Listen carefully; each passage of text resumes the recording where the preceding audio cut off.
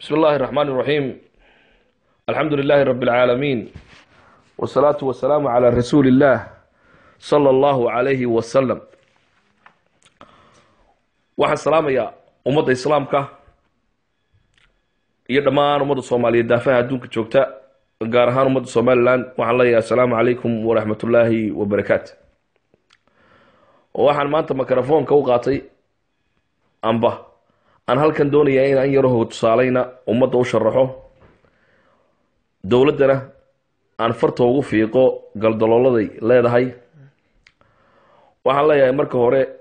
bulshada bariga ku dhaqan gobolka Hargeysa amba gobolka Maroodijeex, gaar ahaan beesha Isxaaq Carre ee nadaga u ahay, waxaan leeyahay kow dowladii aad naawilayseen inta badan ay naawilaynay muddada 7 sano ay naawilaynay inay wax ka bedesho saami qaybsiga gobolka iyo ka degmadaba ay noqotay hal bacaad lagu lisay, wax alle iyo wax ka soo naasacadna aanu jirin. waxaan beesha ugu baaqayaa oon leeyahay waa inay ka tashadaan oo si gaar ah uga tashadaan dowladda iyo xusbiga kulmiyaba oo ku kacay gaboodfal ah in dhammaanba laga tirtiro hay'adaha dowladda, haddii tu dhexe tahay iyo haddii tu hoose tahay iyo haddii tu gobol tahay, beesha bariga Hargeysa laga tirtiro. ana ajendo qarsoon xusbiga kulmiye iyo dowladaba. marka waxaan leeyahay beesha aan ku boorinaya hadduu nafta ilaahay daayo,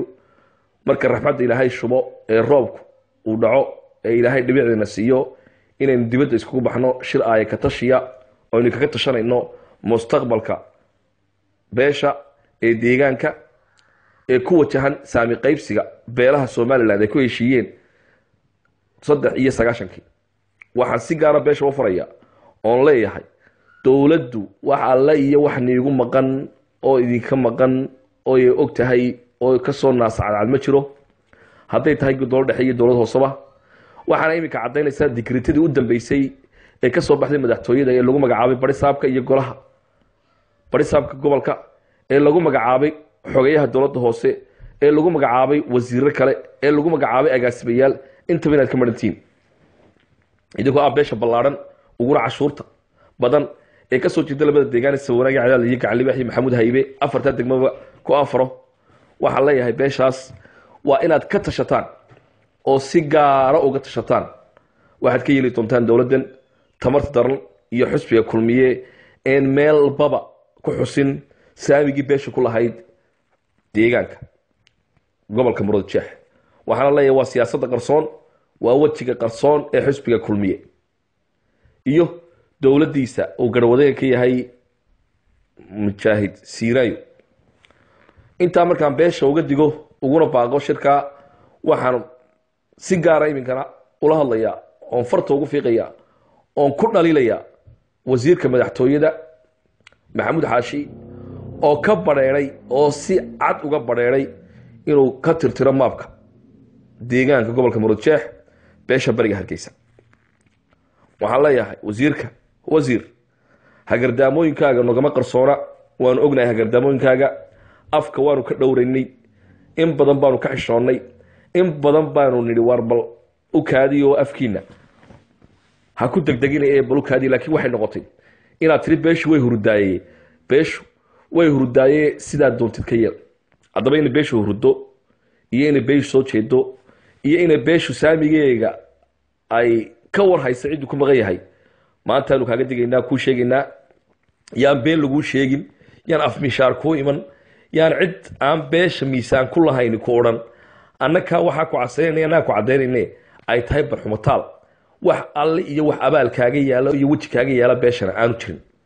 waxaan ku leeyahay wasiir, adiga inta kula talisaba beeshu waa ka dharagsan tahay in hagardaamooyin qarsoon oo qoto dheer aad ku wadid. aniguna waxaan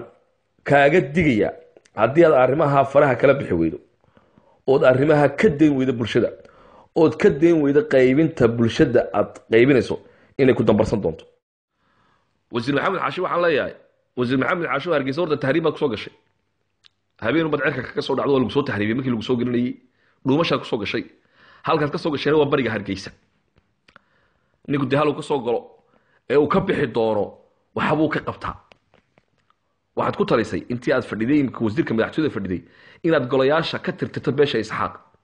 oo tirada bari saabkana ay ka muuqan golaha deegaankana ay ka muuqan wasiirada agaasimayaashooda ay ka muuqan inay agaasimo waaxidada ka muuqan inay shaqaalaha dawladda ka muuqan inay hay'adaha madaxa bannaan ka muuqan heer waxaad gaadhin inaad tiraahdo biyo xunba weyn lama soo deynayo oo beeshu Isxaaq ha haraado haddaba waxaan kuu sheegaya maxamuud xaashow beeshan malaha dee wax badan baa kaaga dhiman beeshan waa beeshan nabadda iyo hargeysa maanta lagu ladayo maanta hargeysa bilaa askari ku naaloonaysa waa beeshii dhidibada u taagtay waa beeshii nabadgelyada gacanta koobaad ku lahayd marka waxaan kuu sheegayaa beeshani waa beesha Soomaaliland dhidibada u taagtay weeyaan beel maaha gacan iyo qalin wax lagaga qaadayo laakiin waxaan kuu sheegayaa adiga iyo xusbigaad garwadad ka tahay iyo dawladda garwadad ka tahay inaan gud madow ku ridi doono gacantaydana ku ridi doono